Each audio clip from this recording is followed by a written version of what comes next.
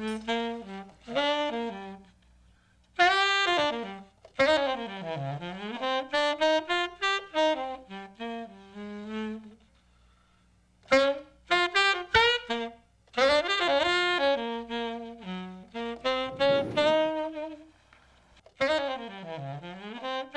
was born in 3 languages.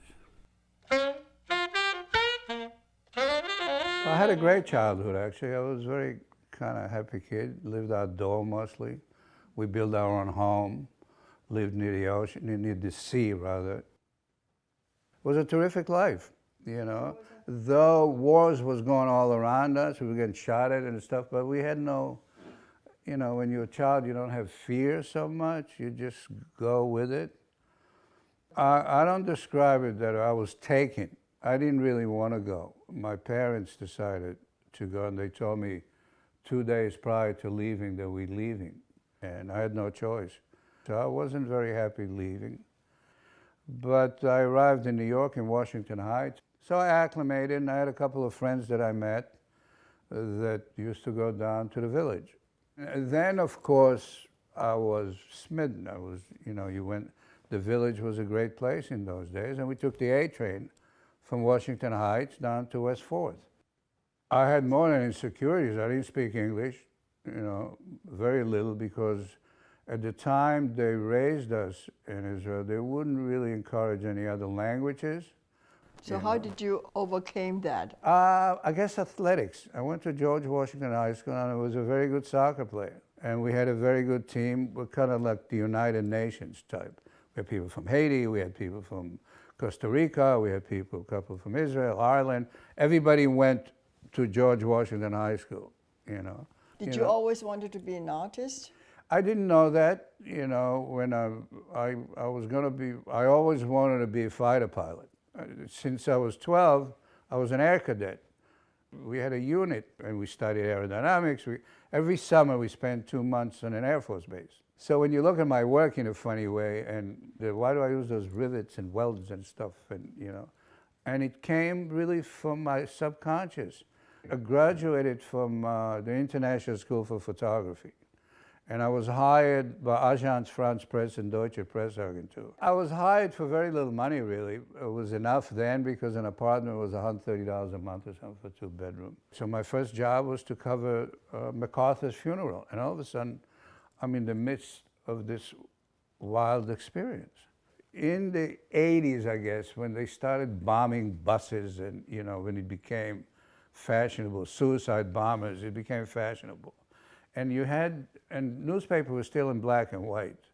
So I have a series of black and white photos that what it's like, my approach, or what is it like to survive in one of those things and open your eyes and you got all these black, you know, charred pieces of steel all around you. Now this work I started doing because I was looking in the New York Times or something, and all you see is these crushed cars. I call it bus number 5. That was in Tel Aviv. They crushed it, right? It was a big picture of it in the New York Times. And I just visualized being in the bus, looking up at the skies at all these charred pieces. What was the effect when 9/11 happened? I understand you can see it from your studio window. That's the first shot. See that shot? I took that. My studio was pretty large, and people started pouring in from the World Trade Center up to Canal Street. So I opened my studio, and we got water. I was busy shooting, you know, I came back, and people didn't have cell phones, and they shut all the subways. So my place filled up with people, and I was feeding them, giving them water. They had, you know, the bathroom. So it was just a monumental event that you couldn't even comprehend that you're watching it in New York. But what was intriguing, that it really collapsed on itself, and there were no big pieces flying in the air. There was just, it became like powder. The cop station used to be, as you go to the tunnel, was in the corner of my studio, right? And I was photographing. And people were jumping out the windows. Like, it looked like just other clumps, and you knew it was people jumping. And he came over to me and says, the fuck is wrong with you? You take pleasure in people jumping out the windows? You see, journalism is very funny. You take those events and you're saying, hey, are you not human? Can't you? Well, I knew they were, but you wanted to record it for some reason. Do I need to record it? Who knows? But that's what journalism is about. It's always been the issue. That's why I gave up journalism.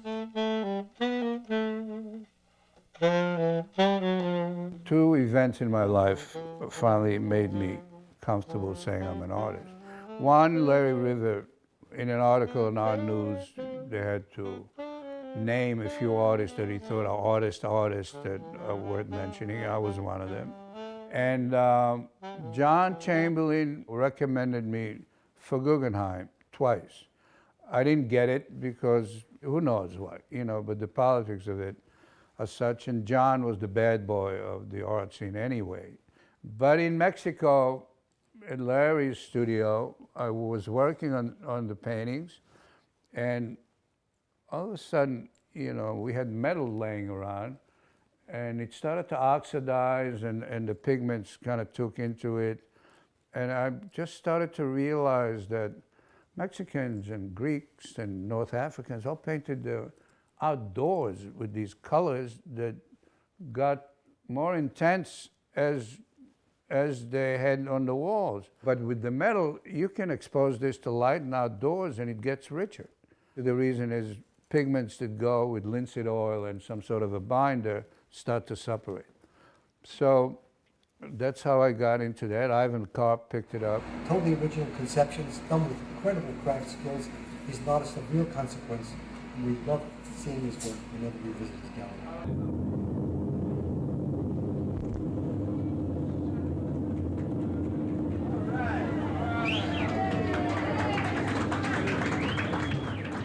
Out of the fog, out of the mist, this beautiful thing appears. And I think it was a wonderful, wonderful experience. And this is the acid trip. The what? The acid trip. I see. Looks like sort of the work of a child. I am a child at heart, you see. Yes. Just growing up and gray-haired, but I'm a child at heart, basically.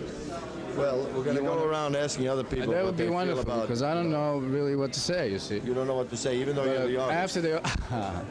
You got a lot of lipstick on your face. Did people kiss you for this piece? No, I was kind of rubbing against the thing, Oh, the set. Someone thought you were going to take your clothes off and unveil a rusty body. They were right. I will, right after Could you this. sort of give us a little view? Actually, there's so much rust in this room, we thought that maybe you got some rust on you. I have a lot of it, so I put it all in the paintings. And All right. What have you got to say, Taylor? I think it's too obvious. I don't like the frame kind of welding. It's funny. I like when he does it. I like the vague surfaces. I think that I find the fact that he chose the most difficult way to portray these kind of shapes and juxtaposition of shapes against each other, certain kind of tensions. I mean, he has to put this on a roof for like a few days. He has the rain has to do it, the temperature. Then he has to get Right. corroded stuff. Yeah, it has to. Yeah, it has to. And some people could do it with a brush stroke. It has to be put on a roof. He told me yesterday, he says, everybody's saying I'm political, and I thought this man has finally lost his mind. Oh, that's true. What did he mean he's political? Nathan does everything back-ass words, yes. Yes, backwards? Yes. At first, it reminded me of being in an airplane. Looking out the window and seeing all the fog and the clouds and so forth, and the rumbling and so forth. But I like rust a lot. You do? Yes, I do, because I'm really interested in decay and in the history that goes along with it. Well, how come you're here? Because I am curating a show in which I hope to include Nathan Joseph, as well as Terry Fugate-Wilcox and numerous other artists. What do you think of the show? I think it's wonderful. I think it's What absolutely. do you think Nathan is really doing? I think he's incorporating the future into his art. But this guy who just was up here speaking with me talked about the fact that he liked it because it had a kind of patina that was old. It looks old. Exactly. In other words, he incorporates the future of the materials into his art and how they patina. I mean that all material dies or was destroyed? I don't understand what you're saying. All material changes, and that change is not necessarily death or deterioration. It is sometimes enhancement and beauty. It sometimes gets better with age instead of worse. Think you got better with age? I hope so. Okay. Nathan is the only artist I ever told that I would review before I saw the work, because I got to know him and liked him, and as soon as I said it, I had had a couple of cocktails, and as soon as I said, hey, I'll review it, You realized you had a problem. the next morning I went, oh my God. One interesting thing that I think he's done is that he's brought a painterly sensibility into the realm of the three-dimensional. I mean, these things are three-dimensional, I know. and yet you would never think of Nathan as a sculptor. I lived on the 11th floor of a rooftop on Varick Street. There was a commercial building. My studio was about 5,000 feet with all windows. And the roof was about 20,000 square feet covered in terracotta. So I started working with the steel on the roof, you know, and Telemead comes up and says, you know, people usually grow flowers and stuff. You grow rust on the roofs. So it expanded. You like to buy a poster from this lady? How much is it? How much you got, honey? I don't think I can get it. I can't get it home.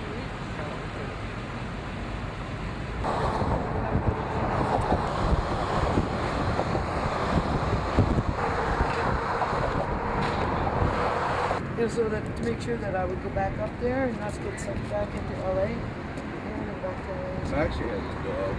They told me. So this is all studio space? Not No, they residential? just fixed it up. This was industrial. They just put this building up. You know?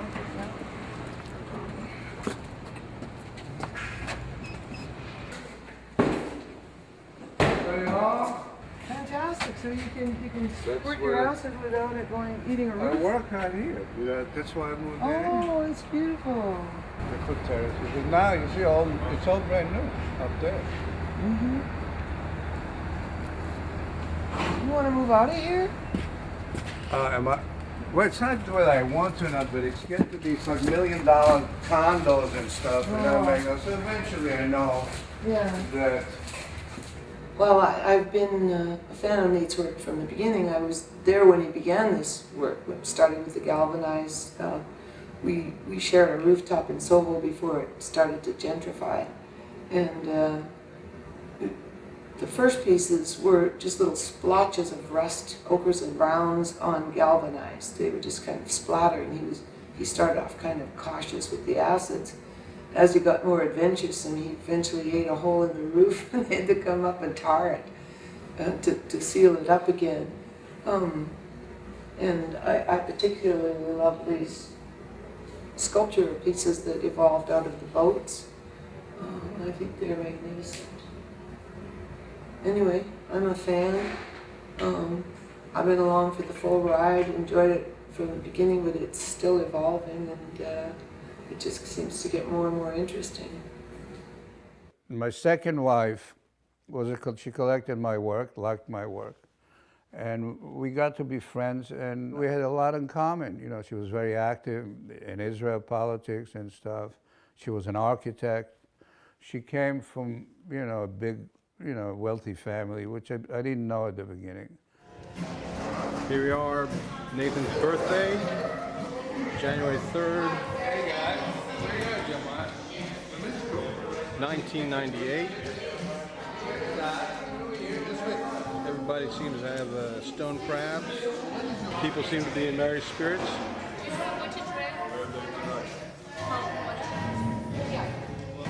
Hey, Jeremiah, what do you have to say to your dad on his birthday, huh? Nothing. Nothing? Happy birthday. Happy birthday. Well, I just sort of say this is a very sweet, generous party that the Josephs have given for their friends. And they're using any excuse, like Nathan's birthday and stuff like that. I'm very happy to be here, but I have 5 more parties to go to, and I just can spend a certain amount of time here. I am Nathan Joseph. I am 50. Cut! Cut. I am 25. I am 47. 47. Cut! It says, how are you? How old are you? 47. 47. 47, 48, 49, 50, 51, So the cigar, 47. the group is getting together. Longoni was here. I sold him a piece of your art. Did you really? Yes, it's 5,000. All right. You ready today? My mother and father-in-law, Mr. and Mrs. Schneider. This is everybody. You won't remember the name. Dr. Farrar.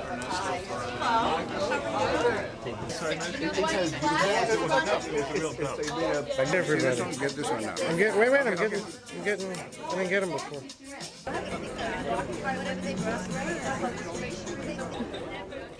What a lovely flower you have. Thank you.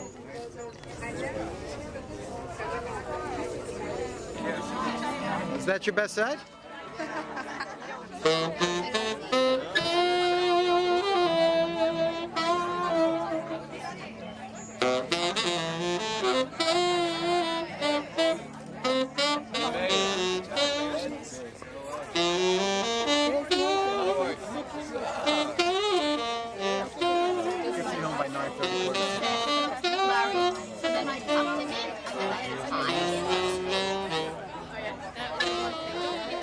The marriage, unfortunately, wasn't that successful. We can buy anything she wants, and the parents were.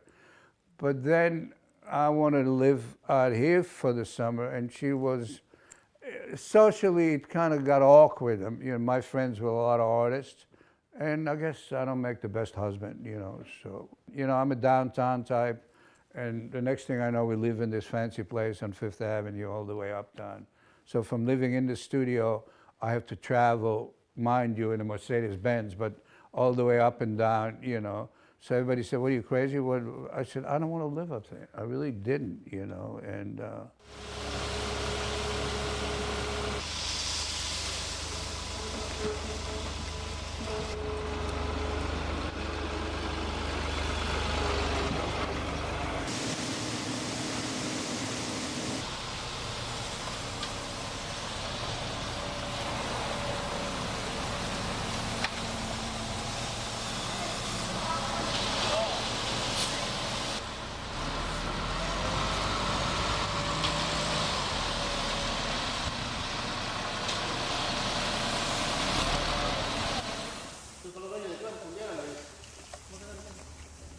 started doing paintings that had to do with just material and artist spaces and what goes on in terms of getting a painting to be a painting.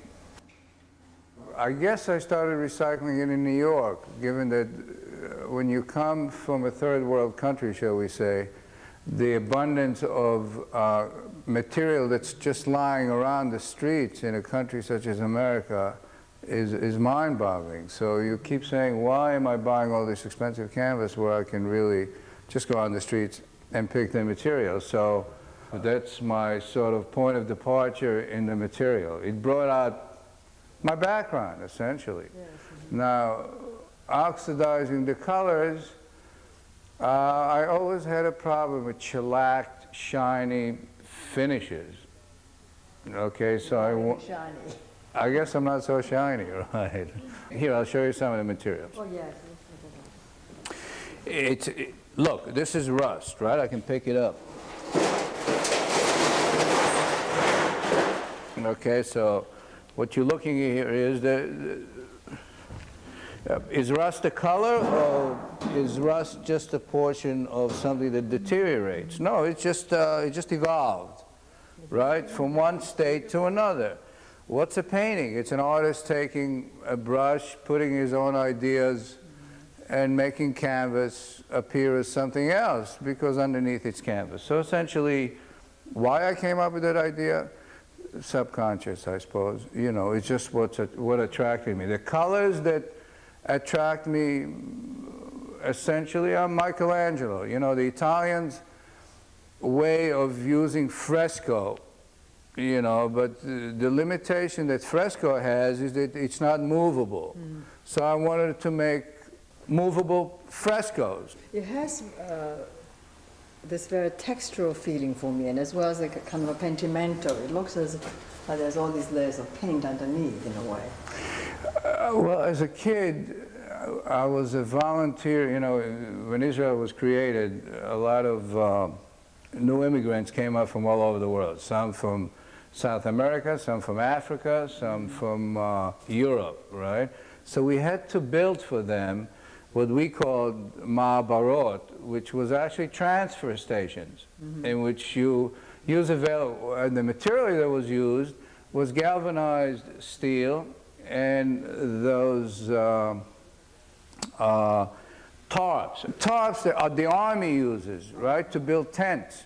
We come in and, you know, we hack around and build a transfer, and a week later, every different ethnic group, depending where they come from, somehow imposed on the outside their own background, right? So they started to paint. They took this cheap galvanized material, or the cheap material, and painted on it, as if to make it the home which they have just left, and they're in a strange country. You know, they were chased out of somewhere.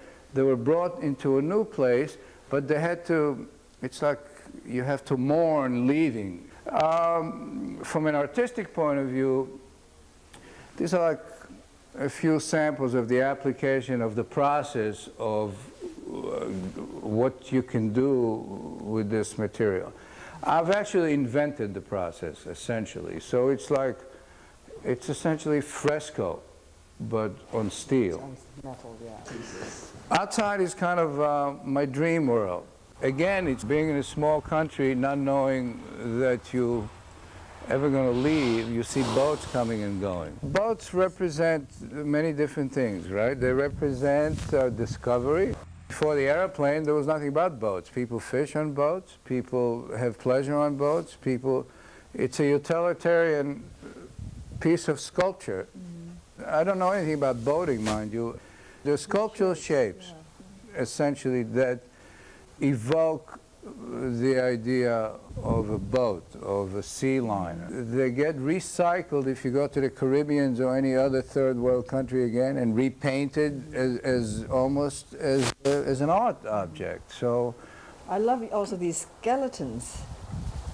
right. Well, these skeletons are the essence of taking material that just is available and was not going to be used for anything else, and making a boat. Well, these are like line drawings. Exactly. Yeah, okay. I mean, if you think of, I don't know, Bryce again, you know, so that's my linear sketches of boats. What made you decide to put all these balls in clusters like this? When you asked me before why I put them all together, they seemed to want to be together. I tried to separate them, and they just didn't. I guess they gravitated. Balls are also tribal. I don't know, people are tribal. So my whole thing is about people want to be together, right? You don't want to be alone. And my kids help me alone. You know, I almost let the kids play with it. Every year, their school brings the entire class. And you can always see the kids. Though I separate them, the kids always want to bring them together. So as an artist, you always want to go back when you were spontaneous and pure. So I took my cue from them.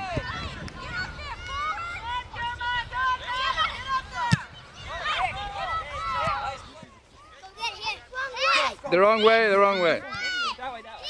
Get it. Kick it out. Definitely, I remember from the soccer field, he made himself and his presence known to everyone around, which was definitely a perennial experience in my life growing up, where nobody could say that my father was quiet, but... Keep the bat back. Go! Run a second! Tag the runners! Come by! Good, good. Go back! He tagged up! Excellent! Nice shot! Go!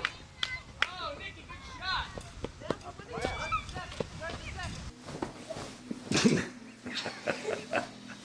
Did you get it? What? Daddy, can I tape for a minute? Can I tape for a minute, Daddy? What are you guys doing now? Watching what? Cartoons. Huh? Which cartoon is that?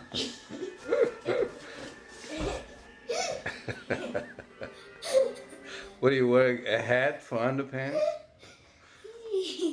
I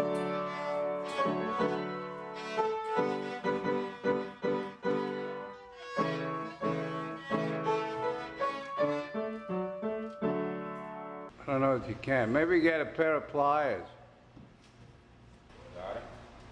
You put the tip on the screw. That's it. Well, no, you're gonna break that.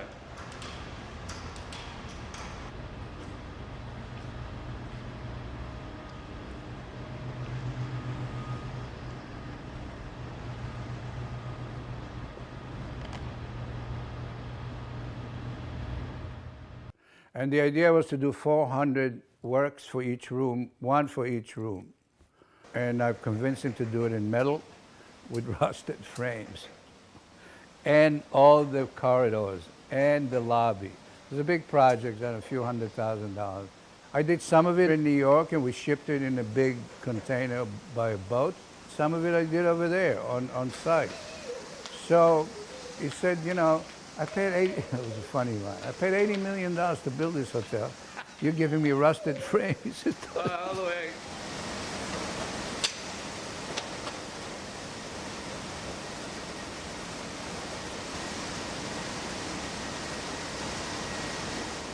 I met Sabina at one of your parties, and this blonde German girl sits next to me and starts speaking fluent Hebrew. And I said, what? I said, I couldn't believe it. So we became friends with her and her husband. And I'm a little bit sentimental when it comes to Israel. I lived there for 10 years in my 20s. And we talked about places. And then there's Palmachim, which is a beach where we have those rusted old... And the fact that she knew that is just miraculous. And then we climbed the same boats, probably.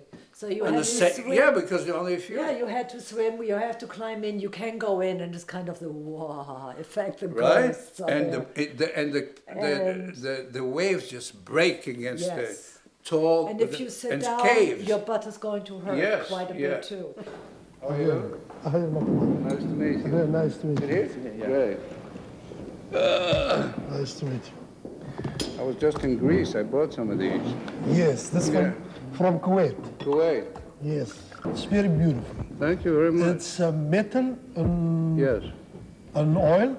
And metal. It's metal and natural pigments, like inorganic pigments. Why so many screws on the So many screws? Yes. You know, it was coming from my background. Screws and nails had a big meaning. You build with them, you couldn't get them. We used to take rusted nails, rusted. We make them together. Yeah, put them together. You couldn't get them. I've been in Israel, and it's a beautiful country. Beautiful, beautiful country. I can't believe that have country like this, and we don't know it. Everybody now says, well, you know, he doesn't really talk to people that much. Yes, thank you. I didn't get a knife. Thank you. And a fork, please. Another one. Very nice dishes. You can eat. Bon appetit. Bon appetit. Yeah. You taking the silverware? What? You taking the silverware? I'm very rich. We know.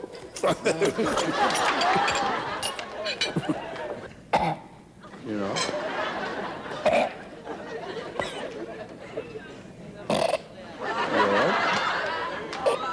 Lift your arms up. Put your arms up. Yeah. Thank you very much. Put your arms up. Up and breathe. Could be. No, he puts it on your cheek like this. It's good. Look. Porcelain.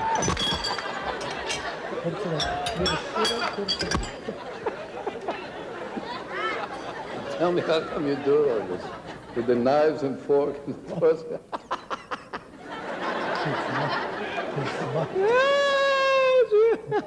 That's the only way to check for real, right? Oh, I need that in my life. In every club. Yeah, casino in London. You've been in London in casino? I don't know, they flew. They, all of a sudden, flew you because, want to see the porcelain. 1 moment, I come here. So you have a place in New York? You have a place in New York too? What? Forget it. I like it because it's my disease. I see. To steal, every time to steal. Is that Only this. It's a problem. No problem. Forget the food, just give him pork. There is.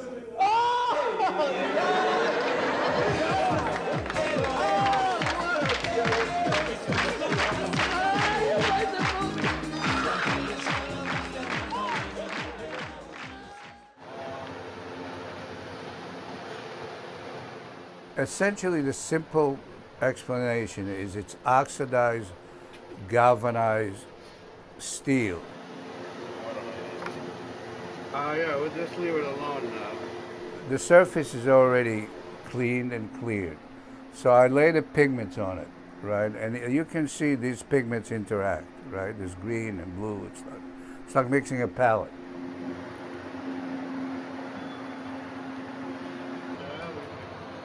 And this is a brown pigment. And the rust and those pigments kind of fuse together and it gives you a different color rust. It gave me that flat, deep, sensual finish that I was looking for in oil paint, you know, which I wasn't happy with because I couldn't get that surface that I wanted on canvas. What majestic colors.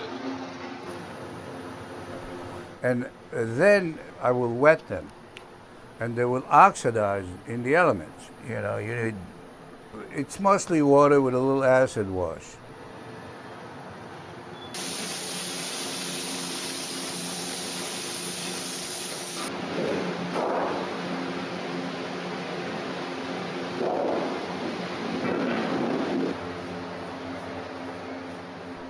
This essentially is a rusted top that I decided to get gold leaf, metal leaf, and bronze leaf and create kind of a patina that lasted like an old patina.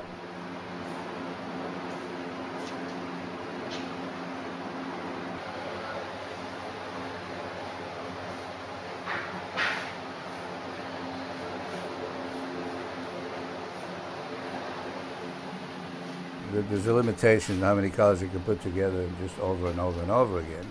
So I took the material and started cutting it into small pieces to make collages. Now, there's an element of cutting the material and putting it in. So when I started cutting it, it didn't seem interesting enough. They lay one piece flat on the other, which doesn't create any magic to the material.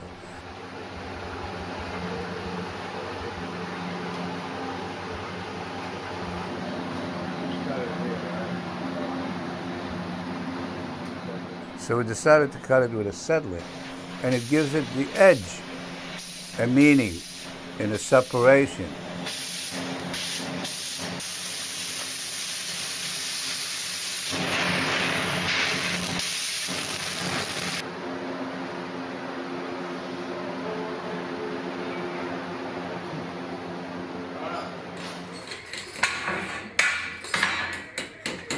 This is a story about immigration. Carlos was working for me. These are family members that came. He's a churchgoer and wanted to help them, and I decided, okay, let me see if I can find something for them to do. So I said, well, let's try and make these guys, and they just became so capable. And so it's a goodwill story because I didn't really need extra ones, but we created out of the whole thing just a new product.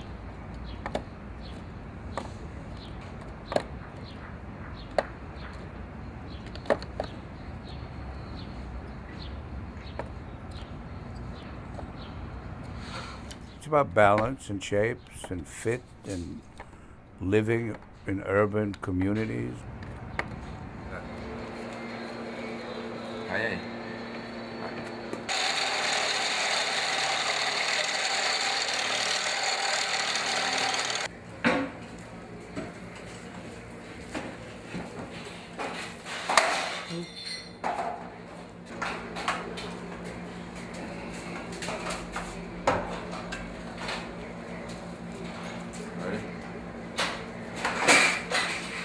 Then you arrive in America and you live in New York, and you know, what do you see? You see everything is between tall buildings. That didn't start it. Then we got this game with my kids called Jenga, I think it's called, right? And there was really great interaction that I can have with the kids without going outside or getting them off the box, the computers and stuff. So we started to build these, and the idea was to build it as high as you can. I realized how successful the idea is in the terms in its simplicity, because you get the notion of space, you know, balance, you know, shape, as a recognition of capabilities of art and architecture. It applies to every element, you know.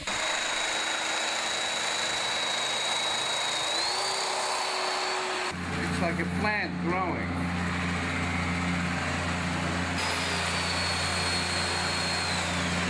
So we have to create it. It started out as residue, and now it's becoming conveniently designed or created residue.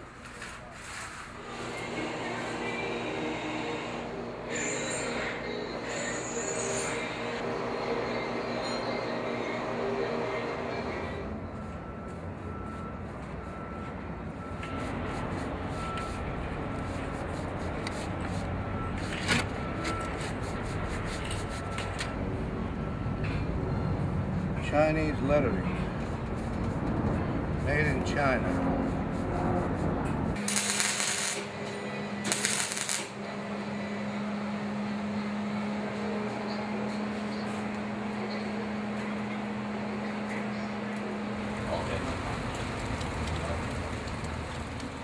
Weather and the outside elements are part of the process, whether it's rain, whether it's snow, whether anything that happened outdoors will help the colors bind, you know.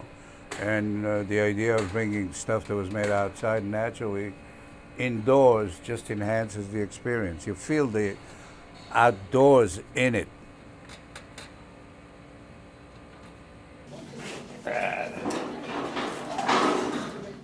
Fishermen, like we're in Greece or Mexico or Mediterranean, they recolor and repaint the bottom of the boat, and it the one boat, fishing boat, keeps in the family for centuries, you know, and reused. And the colors on the bottom are just uniquely beautiful. They're aged and they've experienced it. So I used to play on top of these rusted boats and colorful bottoms, and I wanted to recreate them.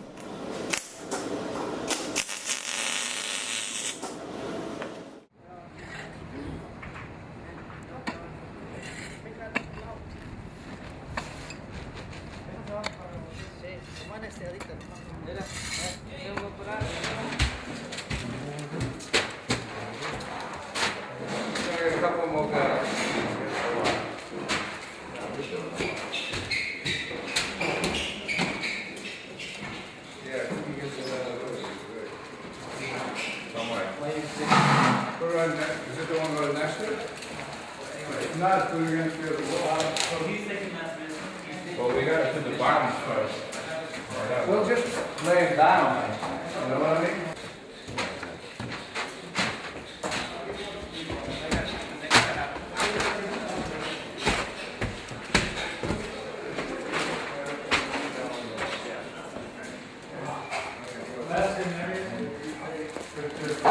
That's relief on the inside and the outside. How are you? Nice to know you. How's it going with this cigar? The cigar? How are you cut out, are you laid out just to the beam, you're saying, and then one piece above it? Can you see around? No, not yet. I'm make sure everything works. I'm trying to fake it. This is gorgeous.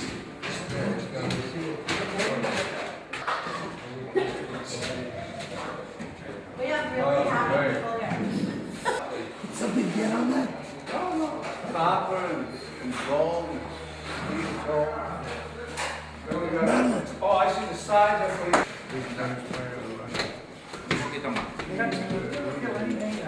Okay. eso es lo que va. Go down a little more.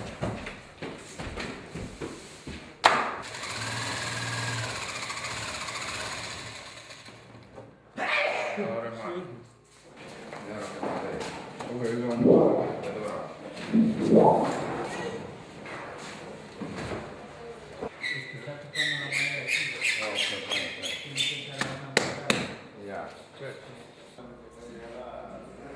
All right, so guys, it's 6 o'clock, so you don't fade out.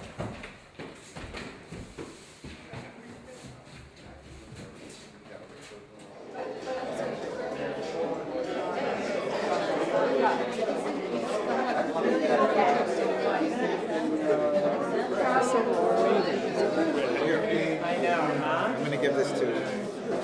You like chicken, right?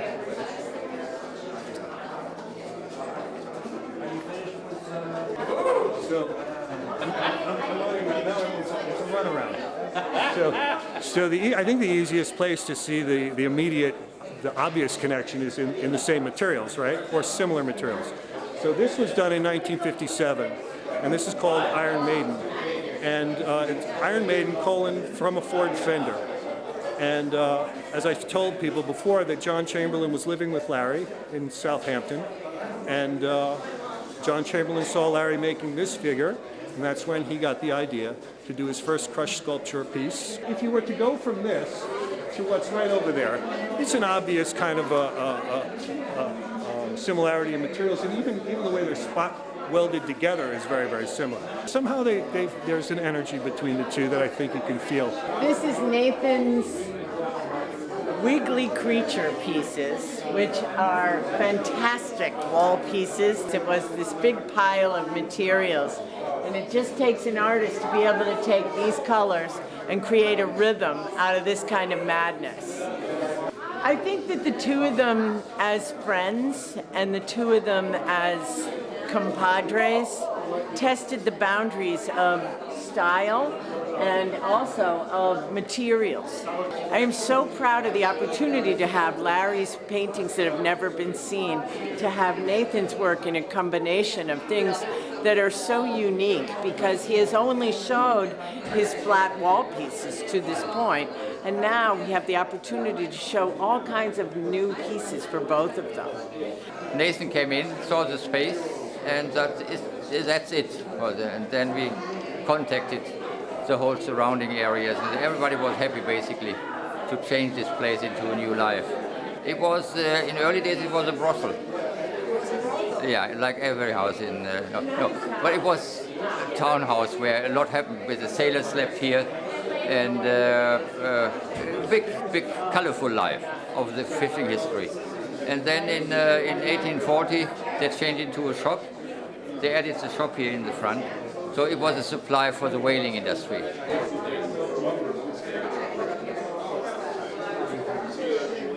Well, they had a very beautiful relationship, Larry and my father, that I remember going through when I was growing up. I remember going to Larry's house and seeing all his artwork and watching him play the saxophone. And so I think it's, my dad was really, really devastated when he passed. So to see the exhibit and them together, I think is really beautiful. It's the two guys that own me. Fashion? I guess so. He's Right? a I guess that's what it's fashionista called since now. he was that big, Yeah. Oh no, he's missing. But tell him. You're going to cut it off during the filming. You're going to film him Shaving it? When he was born in Israel, when he was a little kid, it wasn't Israel yet, and they used to build shanty shacks out of corrugated steel for people to live in at that time. And he was one of the people that built it. He was helping build them as a kid. And from that, the memory of working with steel and sheets, I guess, embedded itself in his memory, and he slowly progressed towards going backwards to what he loved doing. And I think that this color combination is absolutely fantastic, and you can see the work that goes into it. Kind of amazing with it, because it's kind of like chemistry at the same time that it's art, you know, and I was talking to him earlier, but it's welding, so there's like flame involved and heat. A very famous, powerful man. And yes, and we had a show. He organized a show for me in Gettysburg. We also came to his studio in Brooklyn. In Brooklyn, and spoke to the student show. And one cute student asked me why I decided to become an artist. So I told her sex. Wow. So the only thing that I found salvation in is making art. But again, I was drawn to material. You know, I went to school. In Israel, we had those socialized schools that you took academics for half a day and you worked in a shop. You know, with steel. I worked with steel. Some people work with wood. We worked with wood also. And you had to recycle everything because everything was so expensive. Even nails, rusted nails, you kind of straighten out, you pick them up again, straighten them out, reuse them. When you came to New York, how did you get your work out there? Did you go to the galleries, knock on doors, or were you introduced to people? No. I kind of got to know, I mean, it was the golden era. I went to the village and started hanging around with just people that literally everyone was around you was more talented than the other person. I mean, there was so much talent and they were from all over the world at that time. I mean, you go back to the 60s, man, which was really incredible. And that's all everyone talked about is art. The other nice thing about those days, there were no phones. Nobody had phones. So if you wanted to meet people, you had to go to the same cafes and hangouts. So everybody hung out. And, So I'm going to cut this beer and then a little we'll bit. see. Right? Okay, let's go. Why do people, you know, there's this tradition of cutting Jews' dicks when you're born and beards when we grow up. And, you know, was the world afraid that we're going to have too big a dick? Is that Jews Too with much of big ego. dicks they don't want around, right? Don't be afraid. Don't be afraid. Don't go crazy, will you? No, I won't. How much is she doing? Don't a little worry. bit. Okay. Tiny bit. I don't know whether it's neat to cut men to size, right? Exactly.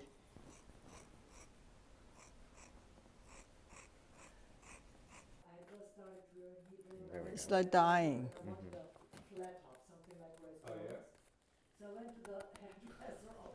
I'm just going to touch it up so give you a little color.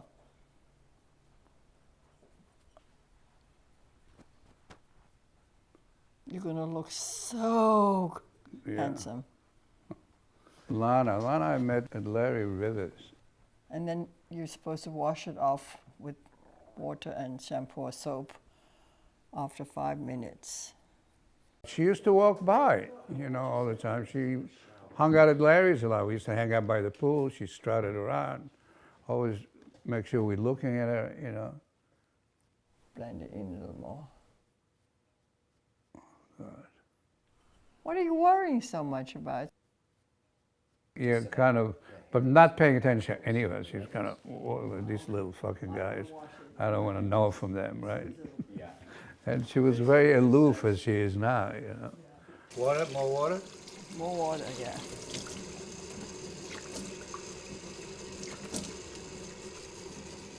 Okay. Well, okay. All right, so it doesn't burn, right? Good, doesn't look bad. I love it. We really did it. I didn't think we were going to do that. I met Nathan through Larry Rivers. Larry and I used to have lunch every Wednesday at World Pie. And suddenly Nathan was there when he was in the middle of getting a divorce. And Larry said to me one day in his baritone voice, he said, "What would you ever think of dating Nathan Joseph?" I thought, right. And then I kind of madly fell for him. And he did not fall for me. And it was sort of funny because for the first 3-4 years of our relationship, I was chasing him insanely. I think it also has to do with the fact that I like people who are offbeat and out of, I mean, people who are interesting. I like people who are interesting. And he is exactly that, and then some. His work sells because it's got a draw that people stick with. Color and rhythm are what he's got. And material. Yes. But with any material, if he puts it through his little Play-Doh machine of a brain, what he comes out with is exactly that. I mean, you see work like his being copied all over the place. You know, it's squares, for Christ's sake, but his are special.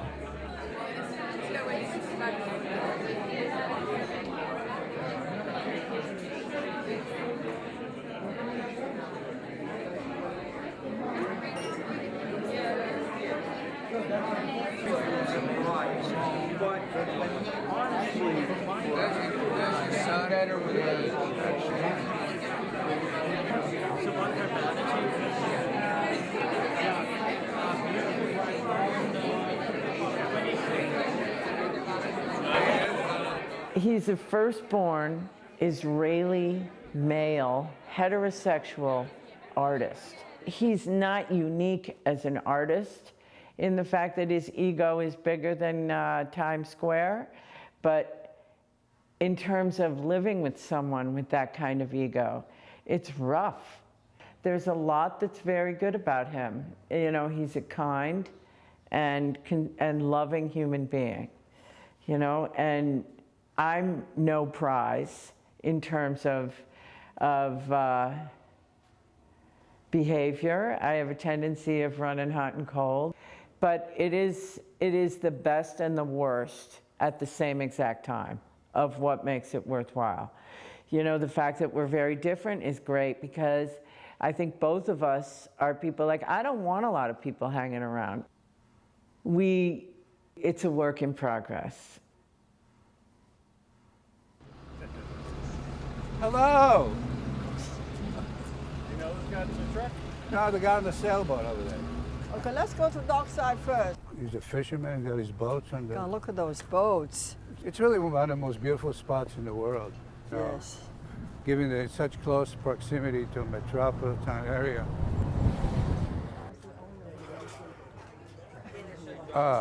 Elizabeth and Stacy chose the color and they commissioned me to do these works.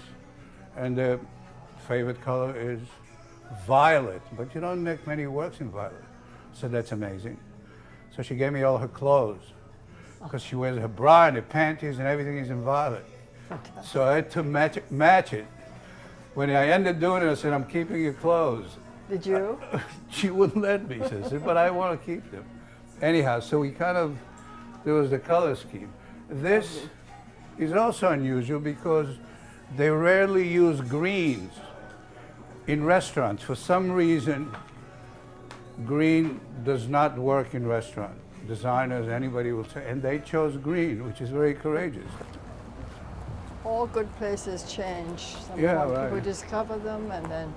Well, this has changed tremendously. It was a sleepy fishing village, and so this is pretty new out here. It's not a good sign that we got all these people. I remember now how I got to know her. We used to play cards together. She's a gambler. They were alcoholics and she's a professional gambler. So I said, See, that's his little pacifier. Here, take your pacifier. How did you get to be a gambler? You know, she said her mother was a gambler. Why do I come in here that much and because I don't have to drive after, right? And if I have a couple of drinks, I have one too many, I can walk home. You can run into people, very interesting people. You talk to them for half an hour or so, and they may come back and you remember and you have enough time. It's no contact. You don't have to invite them home. You share a drink. That's the old-fashioned way. That's why they call it a salon. You got to be disciplined. It doesn't make any difference that you drank all night long the night. You still got to be up at 10 and do the work. It's like you got to go to work, you know. Are you going to shoot me?